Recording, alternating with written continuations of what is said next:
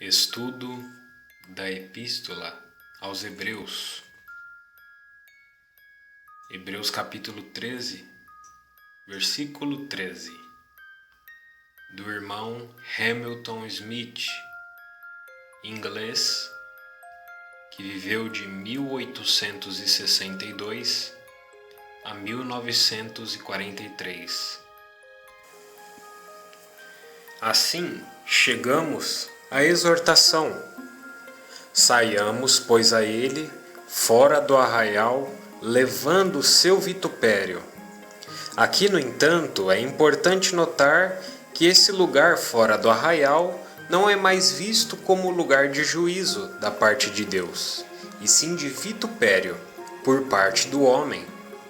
Não somos conclamados a sair para nos colocarmos sob o juízo de Deus, mas sim sair para ficarmos sob o opróbrio dos homens. E isso até o limite. Ele sofreu como vítima santa, debaixo do juízo de Deus. Ele, o mártir paciente, padeceu o vitupério por parte dos homens. Não podemos partilhar com ele dos sofrimentos impostos por Deus. É nosso privilégio, no entanto, partilhar do desprezo que ele suportou das mãos do homem. Ele foi para fora do arraial a fim de levar sobre si o nosso juízo. Nós saímos do arraial para levar o seu vitupério. Surge, pois, a pergunta: o que levou Cristo a esse lugar de desprezo? A resposta está em Salmos 69, de 7 a 9, onde o Senhor diz: o zelo da tua casa me devorou. Versículo 9. Ele zelava por Deus no meio de um povo que odiava a Deus, um povo que tratava o Senhor como um estranho, um desconhecido. Seu zelo colocou-o no lado de fora, no lugar do vitupério, sim, da vergonha. Ele representava a Deus num mundo que odiava a Deus. Sua presença entre os homens dava a estes a oportunidade de manifestarem sobre Cristo todo o ódio que tinham contra Deus. Por amor de ti, tenho suportado afronta, e as afrontas dos que te afrontam caíram sobre mim. Os versos 7 e 9. O crente está chamado a aceitar o lugar que o homem deu a Cristo.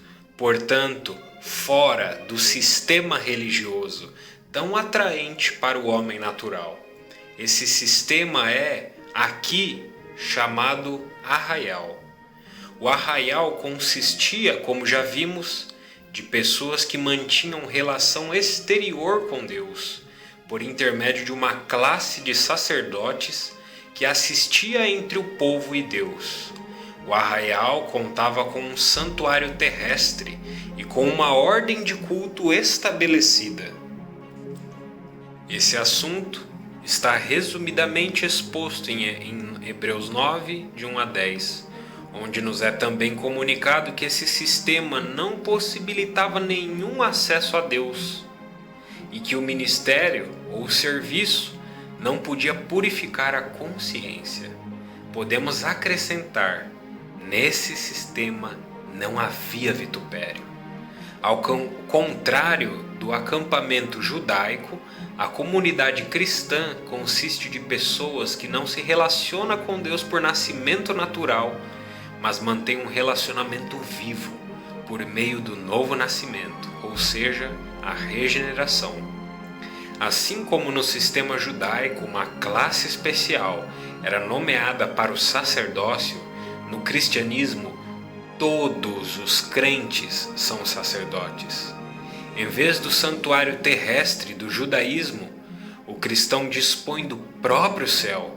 Além disso, o cristianismo lhe proporciona uma consciência purificada e acesso a Deus. Em vez de agradar ao homem natural, o cristianismo exclui inteiramente o homem segundo a carne, levando por isso o vitupério de Cristo neste mundo que o rejeitou.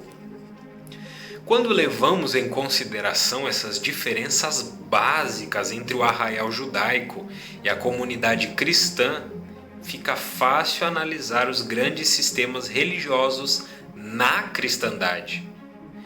Tem estes sistemas, sejam eles os estabelecidos ou os independentes, as características do arraial judaico ou as do cristianismo? Infelizmente, a verdade nos obriga a confessar sem hesitação que copiaram o exemplo do arraial judaico. Eles têm os seus santuários terrestres e suas ordens de sacerdotes instituídos pelos homens para estar entre o povo e Deus. Afora isso, tais sistemas não podem proporcionar ao homem uma consciência purificada, nem possibilitar-lhe o acesso a Deus no céu. Dão reconhecimento ao homem segundo a carne, são atrativos ao homem segundo a carne, são organizados de forma que o homem esteja incluído, e assim tais sistemas garantem que o vitupério esteja ausente. Podemos por essa razão concluir que esses sistemas são o arraial? Bem analisado, não. Em alguns pontos são piores que o arraial, à medida que constituem uma imitação deste, a despeito de certas propriedades cristãs. Originariamente, o arraial foi instituído por Deus, mas por causa da perversidade foi ele extinto. Esses grandes sistemas, que não o judaico, foram fundados por homens, embora se tenha de admitir que muitos deles foram homens dentre os mais piedosos e bem-intencionados. Disso se deduz: se já os crentes dentre os judeus foram exortados a sair do arraial, quanto mais o crente de hoje é incumbido de abandonar aquilo que se constitui uma imitação do arraial judaico. Para muitos, o fato de existirem tantos cristãos fiéis dentro destes sistemas constitui uma dificuldade. Alegam que não pode ser errado permanecer em sistemas onde há muitos cristãos fiéis e devotos. Em resposta, perguntamos: iremos nos guiar por aquilo que os cristãos falam ou por aquilo que Deus diz? A obediência à palavra de Deus é, sem dúvida, o primeiro dever de todo crente.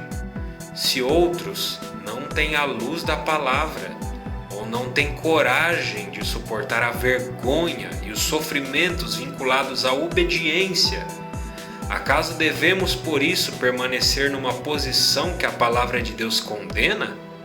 Certamente não. É verdade que entre os cristãos professos que já morreram, a maior parte pertencente aos grandes sistemas, há também crentes fiéis.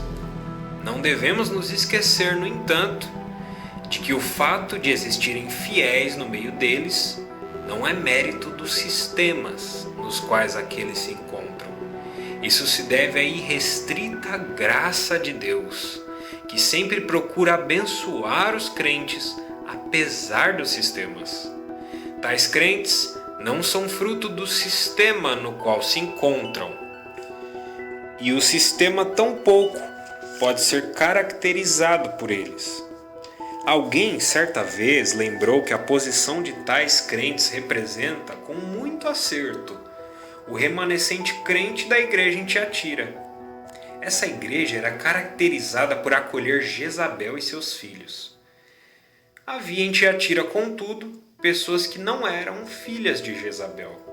Também não eram fruto daquele mau sistema, nem aceitavam as características dele.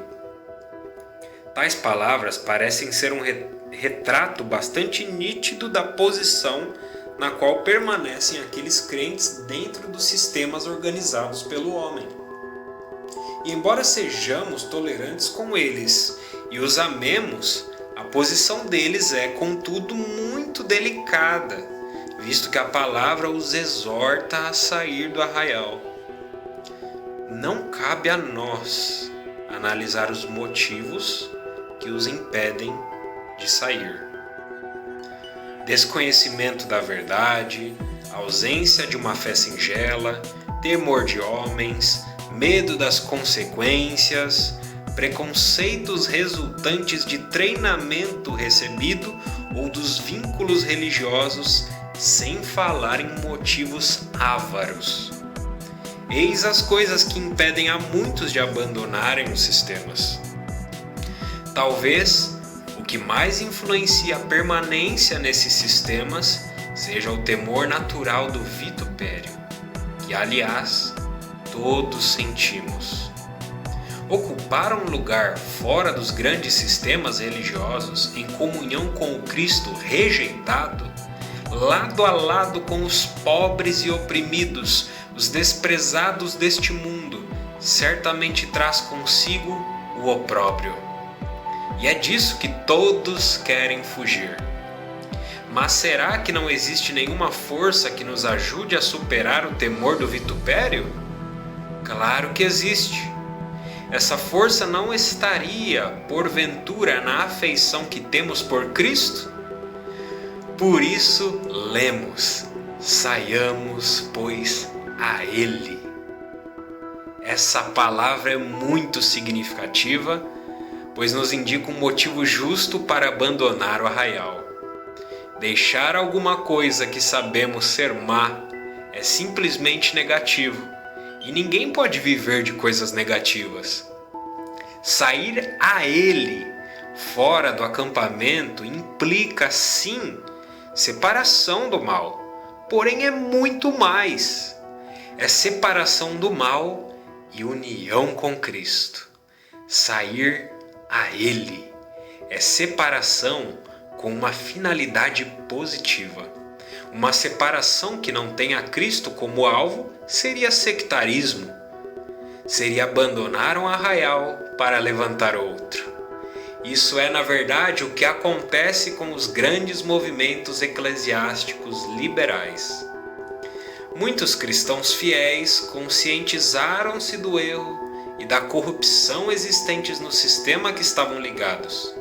Então, informados de grandes verdades até então desconhecidas, romperam os laços com o sistema, passando a formar um partido na luta contra pontos doutrinários incorretos, com o fim de conservar certas verdades. Isso nada mais é que fundar um novo arraial. Nesse novo arraial, com o passar do tempo, o mal se apresentará da mesma forma que no arraial que abandonaram. Embora a verdade seja preciosa, a vinda do Senhor, a morada do Espírito Santo dentro do crente, a comunidade do corpo de Cristo na terra, quando nos separamos de algum sistema religioso somente para guardar ou manter certas verdades, estamos simplesmente formando uma nova seita. Infelizmente é o que mais acontece. Alguns cristãos são despertados para a santificação e começam logo um movimento com essa ênfase. Outros se conscientizam da realidade da existência do Espírito Santo e passam logo a formar uma comunidade pentecostal. Outros ainda se tornam cientes da vinda do Senhor e fundam uma comunidade adventista. Outros finalmente tomam conhecimento do corpo único e criam uma seita para defender essa grande verdade. Há um caminho, apenas um, no qual na separação podemos ficar guardados do mal e reter a verdade, sem sectarismo, e esse caminho é aquele que nos conduz a Ele, fora do arraial. Ele é a cabeça do corpo, enquanto todos os sistemas são resultado da não observância dessa realidade. As palavras de Lucas 11:23 contêm um sentido profundo e um rico ensinamento, mas também uma séria advertência. Quem comigo não ajunta, espalha. O estimado servo do Senhor John Nelson Darby escreveu sobre esse versículo: não são os crentes que, segundo os pensamentos de Deus, constituem um ponto central. É Cristo. Podemos até reunir cristãos, mas se o não fizermos em Cristo e pelo seu Espírito, em vez de ajuntar, estaremos espalhando. Deus não reconhece outro ponto central ao qual devamos nos reunir a não ser o Senhor Jesus Cristo. Ele próprio é o alvo. Ninguém afora Cristo pode representar esse centro. Tudo que não se reúne em torno desse centro, para Ele e por meio dele, espalha. Pode existir um reunir, mas se não for como disse o Senhor, comigo, então esse ajuntar será um espalhar. Somos, por natureza, tão sectários que temos de estar muito vigilantes a esse respeito. Não posso constituir a Cristo o centro de meus atos se Ele não for o centro de meus pensamentos.